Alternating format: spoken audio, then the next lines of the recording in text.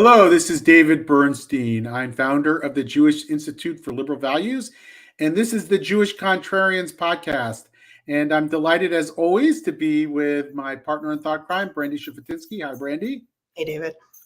And also accompanied behind the scenes by Daniel Newman, who helps make sure that this takes place. Thanks, Dan. All right, so we're in this crazy, distressing environment, and one of the things that we see is the campus scene erupting. Now, I don't want to harp on what's happening in particular on campuses because you've all seen these YouTube videos and you've all seen the action on Twitter and what happened at Harvard and what happened at Cornell and what happened at Cooper Union. And it's easy to sort of just focus on those instances and yell about the anti-Semitism, but we're a deeper group of people than that. We like to go in and ask, why did this all happen? And where's it all coming from? And then I want to spend some time on what are the possible interventions that might be able to move us in a better place on campus. That might not happen next week or next year or even in the next decade. This is probably a generational project. I'm sorry to say, but we have to think about that and what is the balance between short-term interventions may bring us some relief and longer-term interventions. Sometimes the short-term interventions that may bring you some short-term relief actually may hurt us in the long run. And that's the kind of thing I want to talk about as well while we're together. Just some thoughts before I open up to Brandy that, when we look at the situation on campus, it didn't come from nowhere. It didn't come from nowhere that 31 student groups at Harvard signed that letter blaming Israel for the massacre that was perpetrated by Hamas against Israeli civilians. That didn't come from nowhere. That had a context. They like to say the Hamas attacks didn't come from nowhere. Well, your ideological nuttiness didn't come from nowhere either. So let's start with that. And so where did it come from? How do we think about it? And I want to go back to the late 1960s for a second, when there were two converging forces that I think overtook our university system. The first was postmodernism itself, postmodern thought that didn't look at the world in sort of the traditional rational categories that universities traditionally understood. Didn't understand critical thinking in the way we do now, but rather believed that knowledge was a function of power, that we gained knowledge because powerful forces determined what was understood as knowledge and then embedded that understanding in social discourses, the way that we talk about things. That was sort of the postmodern proposition. And then it went through our discourses, our popular discourses, our academic discourses, and problematized things that perpetuated systems of power.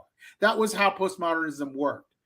And so that became very popular. But as time went on, a more activist version of postmodernism set in, certainly by even more popularized by the Palestinian American academic Edward Said in his book Orientalism, who believed that we had to not just recognize where these systems of power played out, but understand how they manifested in colonial systems. And so he's often viewed as the father of post-colonial ideology. This idea that our colonial white supremacist system is responsible for why some parts of the world have language and others have dominated, and that we continue in our modern era, even after decolonization, to impose our perspectives on the world, on the Orient, as he would say. And we don't actually allow voices from those regions themselves to tell their own stories. So that's Edward Said. That's postmodernism, and then it's more modern manifestations and wokeism and the like. And it basically looks at the world in the end, at least this version that we have now that's popular in the university, in very simplistic oppressed versus oppressor terms. Now, why does Zionism and why do Jews have such a prominent voice in all that? Why is it that we are the sort of the litmus test for everything? And that's where you go back to the 1960s again. And our colleague and friend Isabella Taborowski, who's a scholar from the Wilson Center, has written extensively about this. Dan, perhaps you could put up her article, "The Cult of AntiZionism." I've also written about this more simplistically in the Jewish Journal as well, when we talked about the Institute for the Critical Study of Zionism and critical Zionist studies as a field that they're trying to get into universities. And here we had Soviet academics, Arabists, who were empowered by the Soviet state to try to delegitimize Zionism. And they created a whole area called Zionology that was popularized in the late 1960s. There were books on Zionism that were very popular, that were promulgated by the Soviet state to discredit Zionism, to get Soviet Jews to also separate themselves from the Zionist movement.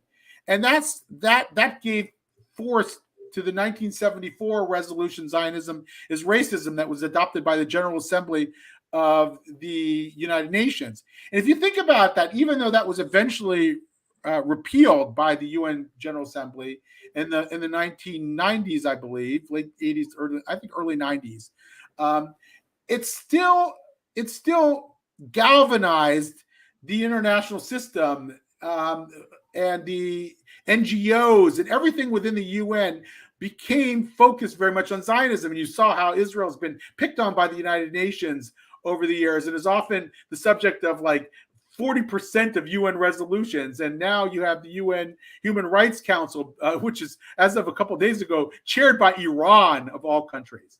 So you now you have another aspect of this, which is the United Nations itself that has embraced the Zionism as racism idea, and then mobilized all of its sort of extensive NGO network behind this. So let me just go and review, and then I'm going to turn it over to Brandy. One, you have postmodernism and this idea, the oppressed versus oppressor, and how that became popularized in academia and the long march through institutions. How in the late 1960s, these activist academics were able to install into the university system academic departments, ethnic studies and the like, that were specifically built on postmodern ideology and applying it in a way that was going to lead to anti-Zionism.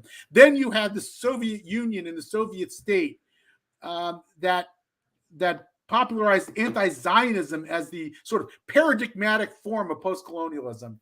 And then you had the United Nations embrace it, and the Zionism as racism. And that created sort of the perfect storm. And it is sort of the one Soviet Union's lasting contributions, if you will, to, it died, but it left with us anti-Zionism in its wake. And that's what we are seeing on college campus today. It is all a result of these academic trends. It did not come from nowhere, I promise you. And so too often we're just talking about the symptoms of all this, as if you just get your university president to say, "Oh, that's bad, it's going to go away." It's not going to go away. It's deeply, deeply entrenched in academia. And that's what we've got to deal with when we're fighting against the scourge of anti-Zionism and the scourge of ideology on college campuses. There, Brandy. I agree with you. I think that Dan, if you could put up Natan Sharansky's quote from his tablet article, I think that he sums up a bit what we're seeing on campus. And it says,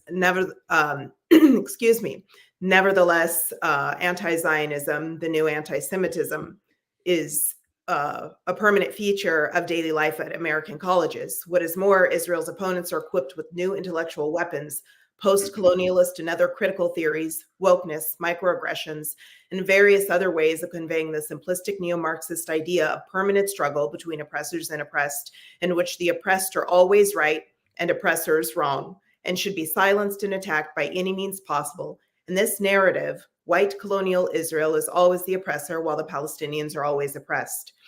And I think that that's what we're seeing on not just university campuses, unfortunately, it's trickled down to K-12 education as well. But there's one point that I would like to add to that. And it's that it's not just the post-colonial ideology and calls to decolonize everything. The other piece that we don't discuss enough is the idea that who has been labeled the settler colonialist, in fact, are the indigenous people. And who have been labeled the indigenous people are in fact the descendants of the settler colonialists. And this is important this is important as far as how we address and handle and manage this, and whether that's going to be in 1 year or 10 years. And it's important because what we're actually seeing is what happens when the lynch mob is running systems of education. And I'll give one example, because they've excused everything that's done in the name of decolonization. So in May of 1918, and I'm reading this from, or telling this from the NAACP, a woman named Mary Turner was lynched in Georgia. She'd been accused of having some sort of microaggression against somebody white.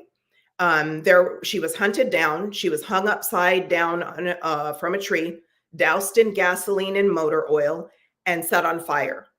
She was still alive when the mob split open her abdomen with a knife. Her unborn child fell to the ground and was stomped and crushed. And then her body was riddled with hundreds of bullets. That was excused by the lynch mob because Mary Turner, according to them, was guilty of some sort of microaggression against the racist white mob. We see similar acts of apology for a similar lynching done to a woman in southern Israel by Hamas terrorists. And that's being excused in the halls of some of the most elite institutions of learning right now in the West, in the United States, in the UK, all over the place. It's being excused because what we have really is the lynch mob running systems of education. You're muted. Sorry, David. Yes, I think that's right. My dog has made an appearance, an unwelcomed appearance into the room. So I apologize. It's a nice dog, though. Yeah, I think that's right. We have very, very bad actors that if they're not in charge of the system, that they have a major role in the system. And one thing that I think has become abundantly clear in the past, in the past few weeks, is that decolonial ideology that they're teaching under the guise of ethnic studies in colleges and now in K through 12 in California and elsewhere does not mean decolonization. And I've got this question so many times. Are you saying that it was a bad idea for Britain and France and Italy and others, the colonial powers, to leave their subjects and give them independence? Absolutely not. What I am talking about is an ideology that's called decolonial ideology. It believes that that these societies, Western societies, have to sort of revolutionize to get rid of any semblance of an aggressive ideology that's being used to keep people oppressed. That's what it means. And so it is directly and frequently used to invoke anti-Zionism. I mean, if you ask them what is the first cause of decolonial ideology or settler colonialism, you'll hear it in those terms as well. It is almost always linked to anti-Zionism immediately. You will not find somebody who's using that and doesn't explicitly repudiate Zionism. I would challenge anybody who to find an example of somebody who trades in decolonial ideology that is not an anti-Zionist. You might find one. Who knows? But I don't think that there's going to be many. And that's why we have to say that decolonial. What was your phrase you came up with? It decolonialism is dehumanization. Dehumanization. Right. It's dehumanization. Wilford Riley, the political scientist, recently said that decolonial ideology is ethnic cleansing, but woke. And what he means by that is that it basically is saying that Israel as a state or other Western powers, and usually they mean the United States as well, should not exist. And they don't have any plans for what would replace it. That's what decolonial ideology is. I disagree with you, David. I think they do have plans for what would replace it. I think that it's been made abundantly clear. The idea, like Hamas, their goal, besides terror and murder, rape, and mayhem, is to actually establish the settler colonial state from the river to the sea. So we have these calls for genocide and ethnic cleansing under the guise, wearing the sheep's clothing of them being for, resistance, and they're the oppressed and need to overthrow. And in fact, What they're calling for is the mass oppression of whole bunches of people, which we've seen before. And people get worried and afraid to even have this conversation, and it's not necessarily politically correct to say, but there's one, the indigenous population in the region, indigenous populations have been decimated under settler colonialism and imperialism, and we don't, like, it doesn't get discussed. So we talk about education and what's happening at these universities, and now the people in charge of K-12 education, what's happening is they're rewriting history and hoping and banking on the ignorance of the overall population, or the fear that people have of being called Islamophobic or racist or some other name, that they'll be so afraid that they'll stay silent instead of talking about historical fact. Right. So I think it's also important to point out that when these departments like ethnic studies were established, they were not established in the same way as other academic departments that have a very specific academic discipline. So if you study, certain aspects of the humanities, at least in the good old days, you were supposed to read competing theories and ideas. That's what they were about, so that one could come to one's own conclusions and determine one's own worldview. That's not what's happening in these places. There are academic studies programs that were created with very specific political agendas. These are activist schools. They are not trying to teach you alternative ways of looking at the world. They are illiberal by definition because of that.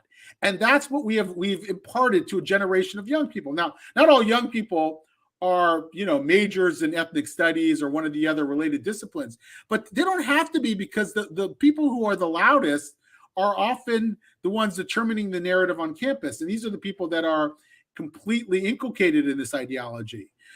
So I think that's where this problem comes from. And, these protests on campus are sort of the tip of the iceberg. They're not unexpected. And that's the sad thing, is that all these people who have been surprised by what they're seeing, I mean, we're not surprised because we knew what was going on. Now, some people are admitting that we might have had it right, or a little bit right, or you didn't get it all wrong. They might say. But I think we tried to tell people, we tried to warn them that this was much more dangerous. This is not just about some crazy sociology professor teaching something stupid. This is about major academic disciplines that are defining the way universities understand the world, that are putting people out there into the world with these perspectives, and that are coloring the way large swaths of people understand the world. That is happening. That has happened over the course of decades. That's why this is happening, and that's what needs to be undone, among other things. I don't know, Brandy, maybe we should, unless you want to continue to comment on that, we could pivot to solutions, or do you want to say anything else? No, I want to say, which I'll embarrass you for a minute, David. No, a whole host of people owe you an apology, because you've been. Oh, you too. You too. Yeah, you before me. I'm gonna do, and I think that there's something to be said that sometimes facing the truth is difficult, but it needs to be done. I think that's the first step. The truth needs to be faced. And yes, people also need the space to, if they make a mistake or we're wrong, that they can pivot and not be shamed into more silence. So that's not what's necessary. Right. I actually don't want any apologies. What I'd like is for people to be open-minded and have the conversation now that they didn't have before. So if there are people who shut the door on us and said that we were engaging in an illegitimate form of discourse and did everything it could to keep us out of the community, now maybe is the time to go back to them and say, we're here. We'd like to have this conversation. I think we made a point, and see where they are. I suspect we'll still get a lot of slammed doors, but we'll get also some more open ones as well. So let's look at some of these solutions, possible solutions. I mean, Brandy, do you have any thoughts? So somebody comes to you and says, okay, how do we fix this system? What are some of the things that you would say? I look at it a little bit like triage. So what we have is a patient with multiple injuries. The first thing you do is stem the bleeding. Like, you stabilize the patient. And that's how I'm looking at education. It needs to be stabilized. Over the past probably 5 to 7 years, the system of education as a whole, from K-12 to higher ed, has really been quick to, this is urgent. With urgency, we have to do this new finagled thing because of some horrific incident that happened in the news. to me, there's slow down for a minute, stop the bleeding, stop passing policy without considering what the unintended consequences of said policy would be. We need to grapple with that. And then look at alternatives. There are alternative approaches to almost everything, especially related to education, that can achieve a positive goal and positive outcome for students without harming them. And so we need more energy, resources, funding put into building those alternatives, and also studying them and researching them. And the same way you would if, again, you have a patient come in with a multi-system injury, we would need multiple ways to heal that patient. And I think that that's what we need now. Great. So I'm going to add a few too. I think that several universities are now experimenting with centers of open inquiry. I don't know if they call them that. They may call them different things. I heard that Yale Law School is doing that as well. I heard my alma mater, Ohio State, is also having such a program, and there are other schools in Ohio that are doing it. I think that it would be great if the entire university was one big center of open inquiry. It's kind of crazy that you have to create special spaces for it. But I think that's a start, because you have to get around the institutional inertia and opposition, resistance to this. So if you create places that are specifically dedicated to that, that are beyond the scrutiny of these people who are trying to get rid of it, I think that's a good place to start. I think DEI bureaucracies are a tremendous problem. Now, there's two ways to go about it. Can you reform DEI? It sounds like you might be advocating for a reformist approach. Or are DEI bureaucracies peopled by the kind of folks that are going to just impose their views on students and can't help themselves? I'm sort of that latter view. Like, I don't know that DEI can be reformed, maybe over time, but I think it would be great if DEI bureaucracies were challenged and sort of undone. I don't think that they're protected by anybody's doctrine of academic freedom, for example. I don't think they're not academic bodies. And even if they were academic bodies, universities are allowed to make choices about what's done in the name of their university. Not everybody has to have an engineering school or a medical school, so they don't have to have a DEI bureaucracy. And I don't think that's a violation of academic freedom. And why I don't agree with Governor DeSantis on a lot, I'm not so sure he doesn't have a point. We've talked about this before around DEI bureaucracies. And banning DEI bureaucracies. So I think that's a big issue. And I think, donors intervening here, now I'm not sure a few Jewish billionaires are enough to push Penn or Harvard over the edge, but they may discredit some of these practices over time in universities, and they may bring in other donors with them over time that just create a liability for universities. And they start to rethink what their missions are. It's funny that it might have taken having to support Jews in Israel for universities to reestablish the principle of neutrality. So, if universities were neutral about every conflict and every social issue that came up, I'd be absolutely down with them being neutral around Israel and the Palestinian issues. The fact that they speak out about all these issues and issue statements left and right makes me wonder why they weren't willing to do it for us. But if having to say something about Israel and the massacre was enough to push them back into a position of institutional neutrality that doesn't just last for the few weeks while we're making these demands, but is actually a permanent policy of the university, then I think that's fine. That's a great step forward. I'm against that part. Oh, you're against that part. Well, I wouldn't be for institutional neutrality if something is happening on your campus, right? I think that a university president, but do we need every university to speak out about Ukraine, for example? I don't mean in that. It's not, to me, it's not necessarily taking a side of Ukraine versus Russia. A university can speak out against the massacre of civilians and the raping of children. And I don't think a university should be neutral on that. I think it's a very clear statement to say rape is not resistance, and we should not tolerate rape as a form of resistance as an institution. That shouldn't be hard for a university or any individual to say. Right. I'm just for consistency. So if you're going to say that about every other issue, then I expect you to do it about us. If you're not going to, if you say we're going to stay in our lane, we're a university, we don't do public statements on unless they happen on our own campus. I actually think that would be better because I don't necessarily trust them to be ideologically or intellectually consistent. So why would I, so to me, it's much better for them to just stay out of it and stay in their lane than it would be to pick and choose which causes they decide to speak out on. Now, obviously, if there's a horrible protest on campus, and they're calling for the destruction of Israel, or certainly if there's any threat of violence, as there has been on several, or actual violence, then the university president should step in. And I think that they've been weak. Like, why wouldn't you expect the president of Cornell University, when those threats were made, to go and say, I'm going to have dinner every single night this week at the kosher dining hall? Like, that's not what happened. And I think that's incredibly weak. And I think it would have happened if it were aimed at another group. And I think that perfectly demonstrates the rot that's happening in higher ed. And just to put my position out here, I know that a lot of it isn't because the administration is necessarily anti-Semitic or holds anti-Zionist points of view. I think that the faculty on university campuses have been replaced, like scholars have been replaced with activists. And you really just have this horde of bullies that are bullying administrations and bullying students on campus, and they have entirely too much power.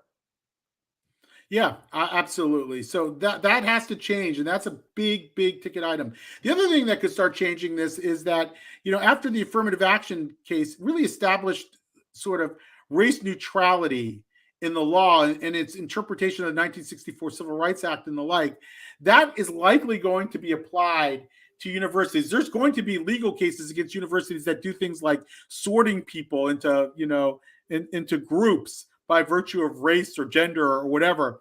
That's going to be viewed as a category of discrimination. And I think the courts are going to have a role to play, and it may become too costly, too risky for universities to do a lot of what's done under the guise of DEI. And some of that could be repudiated by the courts over time. I think that's possible. I think that we also have to keep in mind that that's the courts for right now. We're seeing the future judges and attorneys and how they're behaving at some of the most elite law schools on the face of the planet.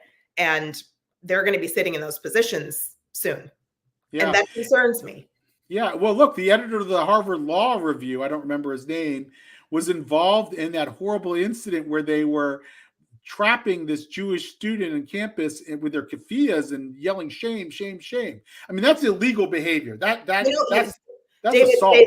They looked just like the mob of white Americans that were trying to stop Black students from integrating schools in Little Rock. The pictures are so similar.